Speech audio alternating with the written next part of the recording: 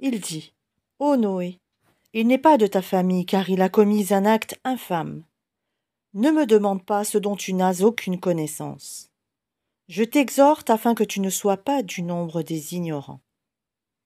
Alors Noé dit, Seigneur, je cherche ta protection contre toute demande de ce dont je n'ai aucune connaissance.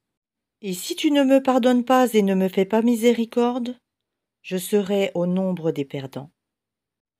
Il fut dit, ô Noé, débarque avec notre sécurité et nos bénédictions sur toi et sur des communautés issues de ceux qui sont avec toi. Et il y en aura des communautés auxquelles nous accorderons une jouissance temporaire. Puis un châtiment douloureux venant de nous les touchera. Voilà quelques nouvelles de l'inconnaissable que nous te révélons. Tu ne les savais pas, ni toi ni ton peuple, avant cela. Sois patient. La fin heureuse sera aux pieux. Et nous avons envoyé au Had leur frère Houd, qui leur dit, ô mon peuple, adorez Allah. Vous n'avez point de divinité à part lui. Vous n'êtes que des forgeurs de mensonges. Ô mon peuple, je ne vous demande pas de salaire pour cela. Mon salaire n'incombe qu'à celui qui m'a créé. Ne raisonnez-vous pas? Ô mon peuple, implorez le pardon de votre Seigneur et repentez-vous à lui pour qu'il envoie sur vous du ciel des pluies abondantes et qu'il ajoute force à votre force. Et ne vous détournez pas de lui en devenant coupable. Ils dirent, ô Houd, tu n'es pas venu à nous avec une preuve. Et nous ne sommes pas disposés à abandonner nos divinités sur ta parole, et nous n'avons pas foi en toi. Nous dirons plutôt qu'une de nos divinités t'a affligé d'un mal. Il dit, je prends Allah à témoin, et vous aussi soyez témoins, qu'en vérité, je désavoue ce que vous associez en dehors de lui. Rusez donc tous contre moi et ne me donnez pas de répit. Je place ma confiance en Allah, mon Seigneur et le vôtre. Il n'y a pas d'être vivant qu'il ne tienne par son toupet. Mon Seigneur, certes, est sur un droit chemin. Si vous vous détournez, voilà que je vous ai transmis le message que j'étais chargé de vous faire parvenir. Et mon Seigneur vous remplacera par un autre peuple, sans que vous ne lui nuisiez en rien, car mon Seigneur est gardien par excellence sur toute chose. Et quand vint notre ordre, nous sauvâmes par une miséricorde de notre part Houd et ceux qui avec lui avaient cru. Et nous les sauvâmes d'un terrible châtiment. Voilà les Had. Ils avaient nié les signes, enseignements, de leur Seigneur, désobéi à ses messagers et suivi le commandement de tout tyran entêté. Et ils furent poursuivis, ici-bas, d'une malédiction, ainsi qu'au jour de la résurrection. En vérité, les Had n'ont pas cru en leur Seigneur. Que s'éloignent, périssent, les Had, peuple de Houd. Et nous avons envoyé au Tamoud leur frère Salih, qui dit, ô mon peuple, adorez Allah. Vous n'avez point de divinité en dehors de lui. De la terre, il vous a créé, et il vous l'a fait peupler et exploiter. Implorez donc son pardon, puis repentez-vous à lui. Mon Seigneur est bien proche, et il répond toujours aux appels. Ils dirent, ô Salih, tu étais auparavant un espoir pour nous. Nous interdirais-tu d'adorer ce qu'adoraient nos ancêtres? Cependant, nous voilà bien dans un doute troublant au sujet de ce vers quoi tu nous invites. Il dit, ô mon peuple, que vous en semble, si je m'appuie sur une preuve évidente émanant de mon Seigneur, et s'il m'a accordé, de sa part, une miséricorde, qui donc me protégera contre Allah si je lui désobéis? Vous ne ferez qu'accroître ma perte. Ô mon peuple, voici la chamelle d'Allah qu'il vous a envoyée comme signe. Laissez-la donc paître sur la terre d'Allah, et ne lui faites aucun mal, sinon un châtiment proche vous saisira. Ils la tuèrent. Alors il leur dit, jouissez de vos biens, dans vos demeures pendant 3 jours encore. Voilà une promesse qui ne sera pas démentie.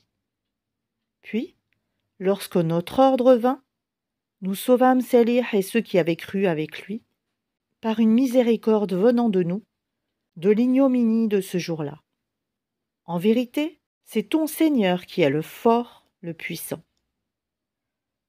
Et le cri saisit les injustes, et les voilà foudroyés dans leur demeure, comme s'ils n'y avaient jamais prospéré.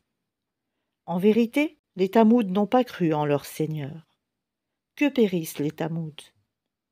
Et nos émissaires sont, certes, venus à Abraham avec la bonne nouvelle, en disant « Salem ». Il dit « Salem », et il ne tarda pas à apporter un veau rôti.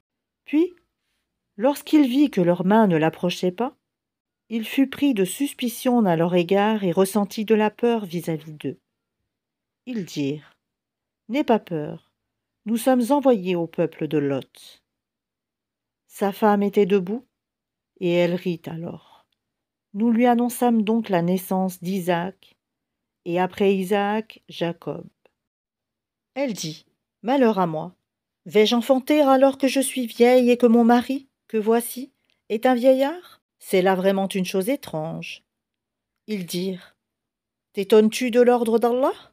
Que la miséricorde d'Allah et ses bénédictions soient sur vous, gens de cette maison. Il est vraiment digne de louange et de glorification. Lorsque l'effroi eut quitté Abraham et que la bonne nouvelle l'eut atteint, voilà qu'il discuta avec nous en faveur du peuple de Lot. Abraham était, certes, longanime, très implorant et repentant.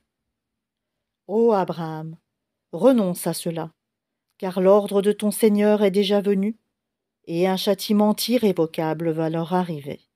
Et quand nos émissaires, anges, vinrent à Lot, il fut chagriné pour eux, et en éprouva une grande gêne. Et il dit, voici un jour terrible.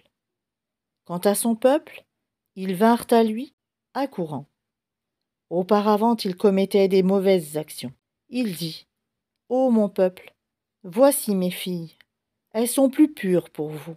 Craignez Allah donc, et ne me déshonorez pas dans mes hôtes. N'y a-t-il pas parmi vous un homme raisonnable?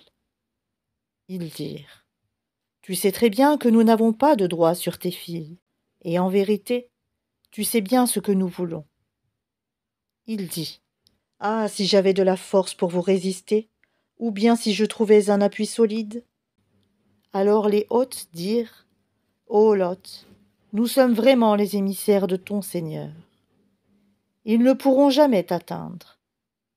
Pars avec ta famille à un moment de la nuit, et que nul d'entre vous ne se retourne en arrière, exception faite de ta femme qui sera atteinte par ce qui frappera les autres.